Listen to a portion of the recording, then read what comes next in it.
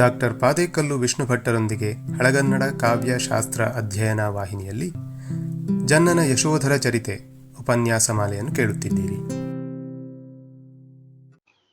ಶ್ರೀ ಗುರುಭ್ಯೋ ನಮಃ. ಜನ್ನನ ಯಶೋಧರ ಚರಿತೆಯ 4ನೆಯ ಅವತಾರದಲ್ಲಿ 69ನೆಯ ಪದ್ಯ ಇದು. ಗುರುವಿಂದು ಬೆಸಸೆ ಭಿಕ್ಷೆಗೆ ಬರುತಿರೆ ಪಿಡಿತಂದರೆಮ್ಮನ ದೆಸೆಗೆ ಭಯಂ ಪುರುಳಿಲ್ಲ ನಿನ್ನ ಕೇಡಂ ಪರಿವೀಕ್ಷಿಸಿ ಕರುಣದಿಂದೆ ತಲ್ಲಣಿಸಿದ ಪೆಂ. ವಿಂಗಡಿಸಿ ಓದೋಣ. ಗುರು ಇಂದು, ಗುರುವಿಂದು ವಕಾರ ಬಂದಿದೆ ಅಲ್ಲಿ. ಗುರು ಇಂದು ಗುರುವಿಂದು ಬೆಸಸೆ ಭಿಕ್ಷೆಗೆ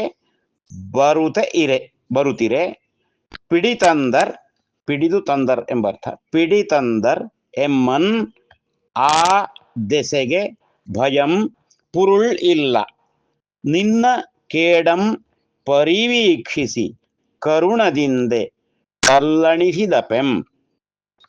ಇಲ್ಲಿ ಅಭಯರುಚಿ ಕುಮಾರ ಮಾರಿದತ್ತನನ್ನು ಕುರಿತು ಈ ಮಾತುಗಳನ್ನು ಹೇಳ್ತಾನೆ.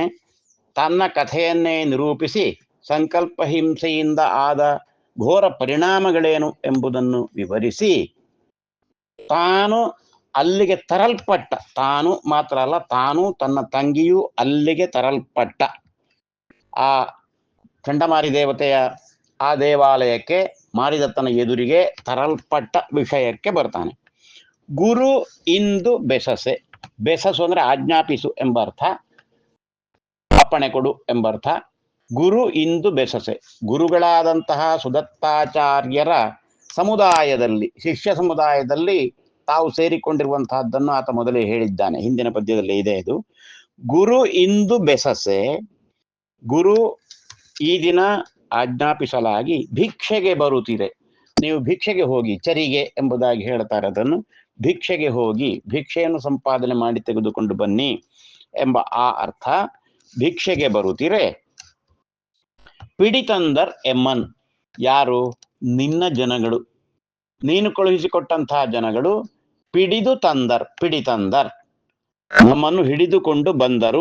ಎಮ್ಮನ್ ನಮ್ಮನ್ನು, ಆ ದೆಸೆಗೆ, ಎಮ್ಮನ್ ಆ ಎಮ್ಮನ, ಆ ದೆಸೆಗೆ, ಆ ದೆಸೆಗೆ ಅಂದ್ರೆ ನಮ್ಮನ್ನು ಇಲ್ಲಿಗೆ ಬಲಾತ್ಕಾರವಾಗಿ ಬಂಧಿಸಿ ತೆಗೆದುಕೊಂಡು ಬಂದಿದ್ದಾರೆ ಎಂಬ ಬಗೆಗೆ, ಎಂಬ ವಿಷಯದಲ್ಲಿ ಆ ದೆಸೆಗೆ ಭಯಂ ಪುರುಳಿಲ್ಲ, ನಮಗೆ ಒಂದಿಷ್ಟು ಭಯ ಇಲ್ಲ.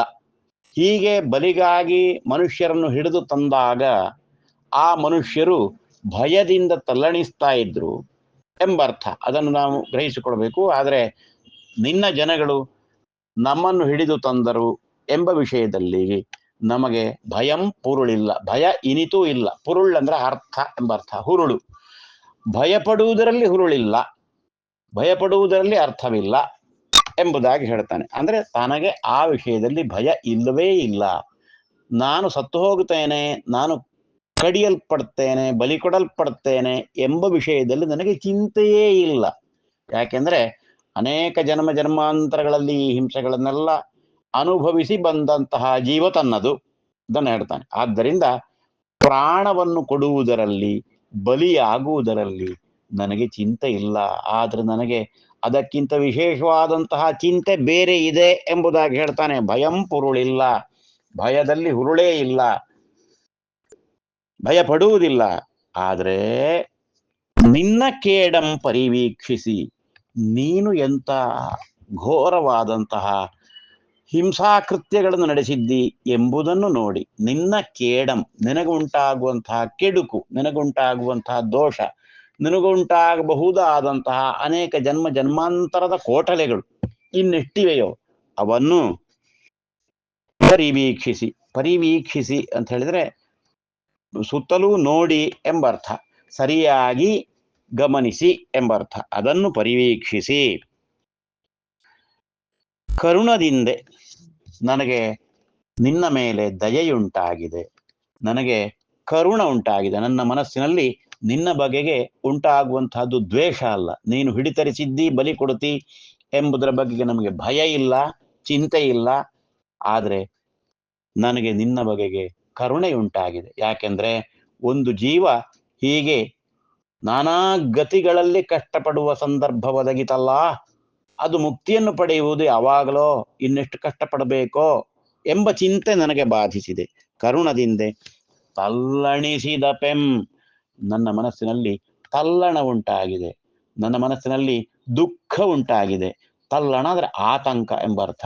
ನನ್ನ ಮನಸ್ಸಿನಲ್ಲಿ ಆತಂಕ ಉಂಟಾಗಿದೆ. ಆದ್ದರಿಂದ ನಾನು ನನಗೆ ಬೇಕಾಗಿ ಚಿಂತಿಸುವುದಿಲ್ಲ, ನಾನು ನಿನಗೆ ಬೇಕಾಗಿ ಚಿಂತಿಸುತ್ತಾ ಇದ್ದೇನೆ.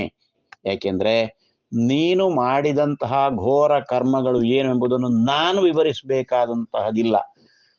ನನ್ನ ಜೀವನದಲ್ಲಿ ಬೇರೆ ಬೇರೆ ಜನ್ಮಾಂತರಗಳಲ್ಲಿ ಆದಂತಹ ಹಿಂಸೆಗಳೆಲ್ಲವನ್ನೂ ನಾನು ನಿರೂಪಣೆ ಮಾಡಿದ್ದೇನೆ. ಆದ್ದರಿಂದ ನಿನ್ನ ಈ ಜನ್ಮದಲ್ಲಿಯೇ ನೀನು ಏನೇನು ಹಿಂಸಾಕೃತ್ಯಗಳನ್ನು ಮಾಡಿದ್ದಿ ಎಂಬುದನ್ನು ನೀನೇ ಯೋಚಿಸಿಕೋ ಎಂಬುದಾಗಿ ಹೇಳ್ತಾನೆ. ನೀನು ಏನು ಮಾಡಿದ್ದಿ ಎಂಬುದು ನನಗೆ ಗೊತ್ತಿದೆ.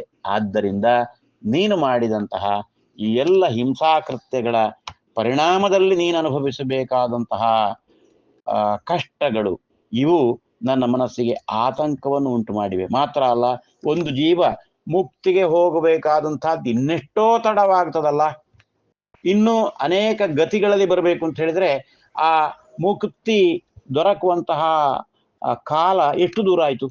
ಇದಕ್ಕಾಗಿ ನಾನು ಚಿಂತಿಸುತ್ತಾ ಇದ್ದೇನೆ, ಇದಕ್ಕಾಗಿ ನನಗೆ ತಲ್ಲಣ ಉಂಟಾಗಿದೆ ಎಂಬುದಾಗಿ ಹೇಳ್ತಾನೆ. ತಲ್ಲಣಿಸಿದಪೆಂ, ತಲ್ಲಣಿಸಿದಪೆಂ. ಈ ದಪ ಎಂಬುದು ವರ್ತಮಾನ ಕಾಲದ ಅಲ್ಲಿ ಸೇರುವಂತಹ ಭಾಗ. ಅದು ದಪ ಮತ್ತು ವ ಎಂಬವು ಭೂತ, ವರ್ತಮಾನ ಮತ್ತು ಭವಿಷ್ಯತ್ ಕಾಲ ಸೂಚಕಗಳು. ಒಂದು ಕ್ರಿಯಾಪದ ಆಗುವಂತಹ ಸಂದರ್ಭದಲ್ಲಿ ಅದಕ್ಕೆ ಈ ಕಾಲಸೂಚಕಗಳು ಸೇರ್ಬೇಕು. ತಲ್ಲಣಿಸಿದಂ ಅಂದ್ರೆ ತಲ್ಲಣಿಸಿದ್ದನು, ಭೂತಕಾಲ ಆಯಿತು. ತಲ್ಲಣಿಸಿದಪಂ, ದಪ ಬಂದಾಗ ತಲ್ಲಣಿಸ್ತಾ ಇದ್ದಾನೆ, ಈಗ ವರ್ತಮಾನ ಕಾಲ ಆಯಿತು. ತಲ್ಲಣಿಸುವಂ ಮುಂದೆ ಭವಿಷ್ಯತ್ ಕಾಲದಲ್ಲಿ. ಅದು ತಲ್ಲಣಿಸುವಂ, ಆ ವಕಾರ ಕೆಲವು ಬಾರಿ ಪಕಾರ ಆಗುವಂತಹ ತಲ್ಲಣಿಪಂ. ಬರುವಂ ಎಂಬಂತಹದ್ದು ಬರ್ಪಂ ಆಗುವ ಹಾಗೆ ತಲ್ಲಣಿಪಂ, ತಲ್ಲಣಿಸುವಂ ಎಂಬುದು ತಲ್ಲಣಿಪಂ ಭವಿಷ್ಯತ್ ಕಾಲಕ್ಕೆ ಹೀಗೂ ಆಗ್ತದೆ. ಹಳಗನ್ನಡದಲ್ಲಿ ವ ಎಂಬುದಕ್ಕೆ ಪ ಎಂಬ ಇನ್ನೊಂದು ರೂಪವು ಬರ್ತದೆ ಕ್ರಿಯಾಪದದ ಸಂದರ್ಭದಲ್ಲಿ ಎಂಬುದನ್ನು ಇಲ್ಲಿ ಹೇಳಿದಂತಹದ್ದು. ಆದರೆ ಈಗ ಈ ದಪ, ಈ ವರ್ತಮಾನ ಕಾಲ ಸೂಚಕವಾದಂತಹ ದಪ ಎಂಬುದು ಹೊಸಗನ್ನಡದಲ್ಲಿ ಇಲ್ವೇ ಇಲ್ಲ. ಅದರ ಬದಲು ಉತ್ತಾನೆ ಇತ್ಯಾದಿಗಳು, ತಲ್ಲಣಿಸುತ್ತಾನೆ, ತಲ್ಲಣಿಸುತ್ತಿ, ತಲ್ಲಣಿಸುತ್ತೇನೆ ಇತ್ಯಾದಿ ರೂಪಗಳು ಬಂದಿವೆ. ದಪ ಎಂಬಂತಹದ್ದು ಹೊರಟು ಹೋಗಿದೆ. ದ ಎಂಬುದಿದೆ, ವ ಎಂಬುದು ಇದೆ. ಅಂದ್ರೆ ಭೂತಕಾಲ ಸೂಚಕವಾದ ದ, ಭವಿಷ್ಯತ್ ಕಾಲ ಸೂಚಕವಾದ ವ ಇದೆ.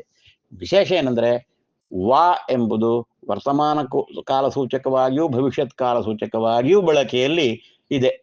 ತಲ್ಲಣಿಸುವಂ ಎಂದ್ರೆ ಅವನು ತಲ್ಲಣಿಸುತ್ತಾನೆ ಎಂಬಂತಹ ವರ್ತಮಾನ ಕಾಲವನ್ನು ಮುಂದೆ ತಲ್ಲಣಿಸಲಿದ್ದಾನೆ, ತಲ್ಲಣಿಸುವನು ಎಂಬ ಭವಿಷ್ಯತ್ ಕಾಲವನ್ನು ಅದು ಸೂಚಿಸುವ ರೀತಿಯಲ್ಲಿದೆ. ಅಂದ್ರೆ ಪ್ರಯೋಗಗಳು ಕಾಲಕಾಲಕ್ಕೆ ವ್ಯತ್ಯಾಸವನ್ನು ಹೊಂದುತ್ತವೆ. ನಾವು ಈಗ ಹಳಗನ್ನಡವನ್ನು ನೋಡ್ತಾ ಇದ್ದೇವೆ. ಈ ಜನ್ನನ ಕಾಲ ಕೂಡ ಹಳಗನ್ನಡದ ಕೊನೆಯಾದಂತಹ ಕಾಲ ಅದು. ಆತ ಬರಿತಾ ಇರುವಂತಹದ್ದು ಹಳಗನ್ನಡದಲ್ಲಿ. ಅದರಲ್ಲಿ ಕೆಲವು ನಡುಗನ್ನಡದ ರೂಪಗಳು ಬಂದಿವೆ. ಯಾಕೆಂದ್ರೆ ಆತ ಹಳಗನ್ನಡ ಕೊನೆಯಾಗ್ತಾ ಇದ್ದಂತಹ ಅಥವಾ ಕೊನೆಯಾದಂತಹ ಕಾಲದಲ್ಲಿ ಬಂದಂಥವನು. ಹಳಗನ್ನಡ ಹೋಗಿ ನಡುಗನ್ನಡ ರೂಪ ಆ ಕಾಲದಲ್ಲಿ ಬಂದಿದೆ. ಆದರೆ ಚಂಪು ಕಾವ್ಯ ಇತ್ಯಾದಿಗಳನ್ನು ಬರೆಯುವಂತಹ ಕವಿಗಳು ಇನ್ನೂ ಹಳಗನ್ನಡವನ್ನು ಉಪಯೋಗಿಸ್ತಾ ಇದ್ರು ಆತನ ಕಾಲದಲ್ಲಿ. ಇರ್ಲಿ, ಅಂತೂ ಕರುಣದಿಂದೆ, ಕರುಣದಿಂದ ಎಂಬ ಅರ್ಥ. ಇಂ, ಇಂದಂ, ಇಂದೆ ಮೂರು ರೂಪಗಳಿವೆ. ಕರುಣದಿಂದಂ, ಕರುಣದಿಂದೆ ಮೂರು ರೀತಿಯಲ್ಲಿ ಅದನ್ನು ಹೇಳಬಹುದು. ತಲ್ಲಣಿಸಿ ದಪೆಂ, ದಪೆಂ ತಲ್ಲಣಿಸಿ ದಪೆಂ ಉತ್ತಮ ಪುರುಷ, ತಲ್ಲಣಿಸುತ್ತಾ ಇದ್ದೇನೆ ಎಂಬುದಾಗಿ ಅಭಯ ರುಚಿ ಕುಮಾರ ಮಾರಿದತ್ತ ನೃಪೇಂದ್ರನಿಗೆ ಹೇಳ್ತಾ ಇದ್ದಾನೆ. ನಮಸ್ಕಾರ.